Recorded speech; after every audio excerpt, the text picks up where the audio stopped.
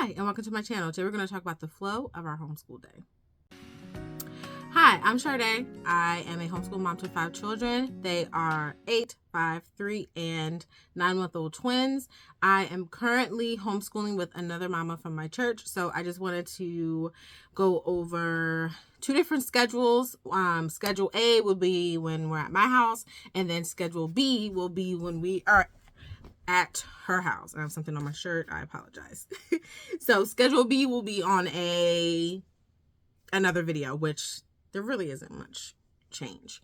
If you like this kind of content, give this video a thumbs up and think about subscribing to my channel. All right, so when we are at my house, there's a different schedule because there's about 40 minutes, let's just even round it up to say like an hour, where there's travel time back and forth, packing and unpacking everyone up in the car.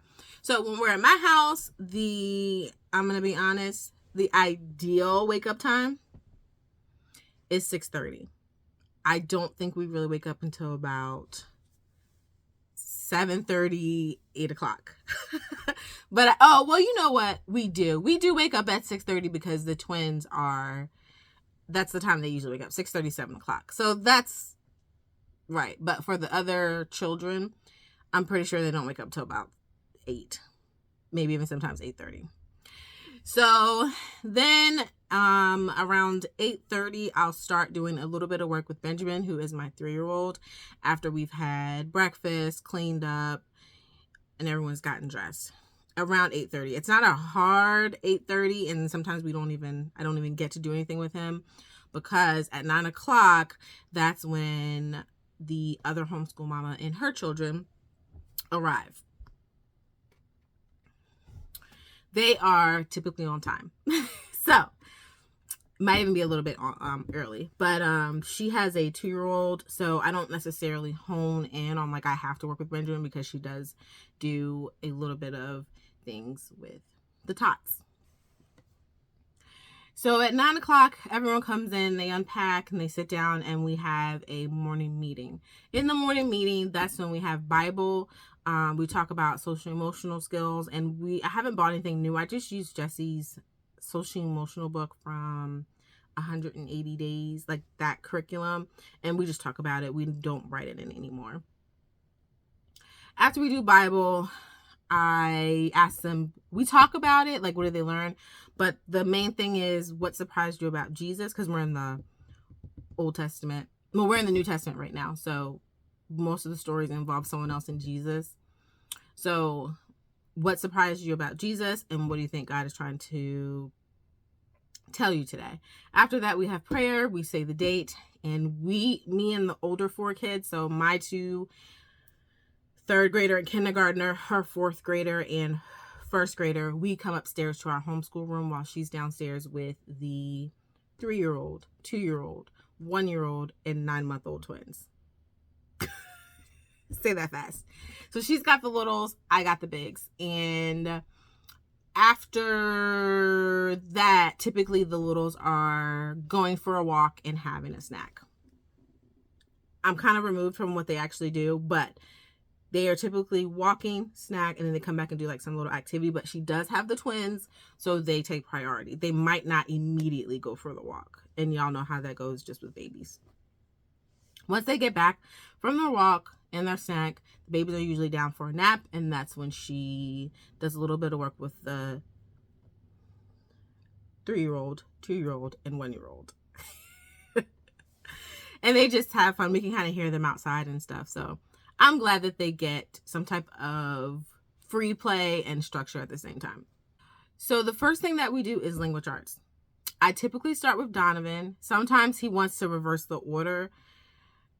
I don't like that because he's the youngest, and I just like getting him out of the way, and he takes the longest, I would say. Yeah, I would say most of his days are longer than everyone else's. So I start with Donovan. While me and Donovan are working together with language arts, the older 3 are working on art. Once I'm done with Donovan, then Donovan goes and he will do a game, or he will come downstairs with Mackenzie. I guess I can say her name. He will go downstairs with Mackenzie, or he will do ABC Math. So he has 3 options. I think it really matters like if they're snacking or not. That's where he chooses to go. But usually he is the ABC Mouser or snack or their activity, because he still is in kindergarten and he's young. So those activities are not beneath him to work on them.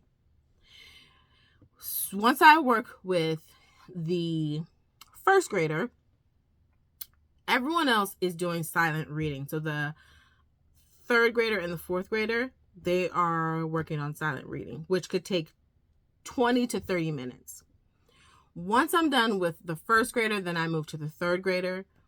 At that time, there's 3 children who were done kind of waiting for their turn. So Akeem, the fourth grader, is cleaning up from their earlier activities. Usually there's manipulatives, there's games, there's art supplies. He's cleaning up and getting ready for, he's setting up math. So I'll lay out our math curriculum, and we're using Apologia Math level 2 for all of the children except Donovan. He can see like what we need, so he lays that stuff out while I'm working with Jessla. Okay, so then once Jesse is done, I move to Akeem.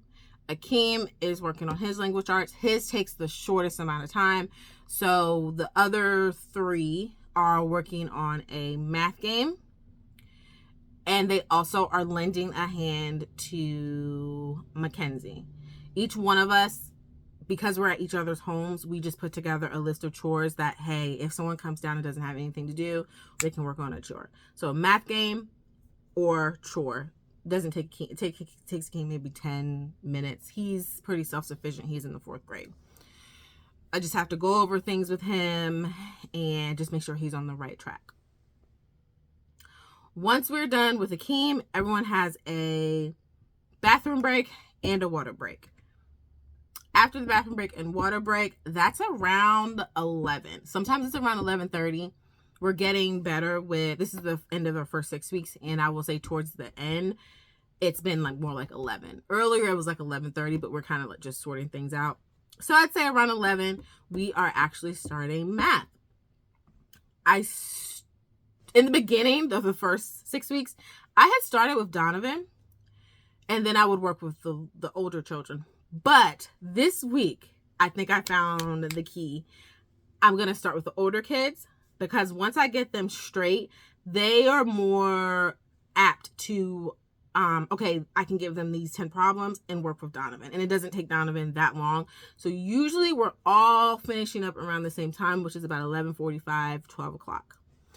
After that, it is lunchtime. They go home, we start our lunch, and while lunch is getting started, I will just get some fresh air because I've been upstairs from like 9 to 12.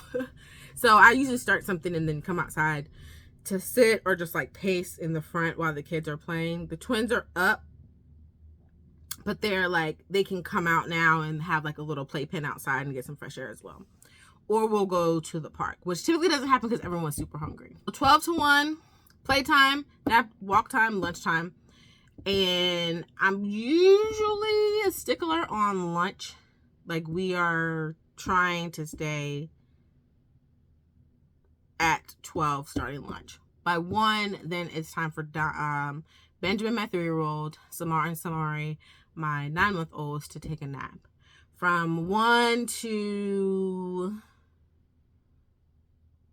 3-ish, maybe 4, sometimes depending on how tired they are, they're napping. So I have Donovan and Jesse, and I want to try to add a workout during that time, but I haven't been sufficient with that.